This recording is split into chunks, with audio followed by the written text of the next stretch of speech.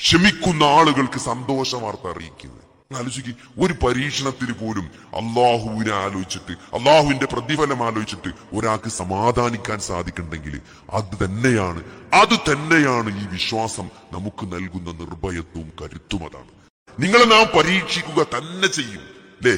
ധനനഷ്ടം ഉണ്ടാവും, വിഭവ നഷ്ടം ഉണ്ടാവും, പട്ടിണി ഉണ്ടാവും, നമുക്ക് സ്വത്ത് നഷ്ടപ്പെടും, കച്ചവടത്തിൽ നഷ്ടം വരും, ചിലപ്പോ നമ്മള് ഉറ്റവര് വിരിഞ്ഞു പോകും. അങ്ങനെയൊക്കെ പട്ടിണി കൊണ്ട്, ഭയം കൊണ്ട്, പേടി, ഇതൊക്കെ പരീക്ഷണാണ്.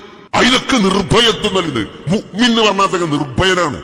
വിശ്വാസം, ഈമാന്റെ വേറെ അർത്ഥതാണ്. പേടിയിൽ നിന്ന് രക്ഷപ്പെടാൻ സാധിക്കുക എന്ന് പറഞ്ഞാല് അത് അള്ളാഹുവിന്റെ വലിയൊരു തൗഫീഖാണ്. പേടി കൊണ്ട് പരീക്ഷിക്കുന്നു പറഞ്ഞത് അത് പരീക്ഷണം തന്നെയാണ്. അത് പലതരത്തിലുള്ള പേടിയാവും. ഇങ്ങനെയൊക്കെ പരീക്ഷണം ഉണ്ടാവുമ്പോ അതിൽ സന്തോഷ വാർത്ത അറിയിക്കാനാ പറഞ്ഞത്. ആ പേടിയെപ്പോലും നിങ്ങൾക്കൊരു സന്തോഷമാക്കി മാറ്റാനുള്ള ഫോർമുലയാണ് പടച്ചോൻ പറഞ്ഞിരുന്നത്.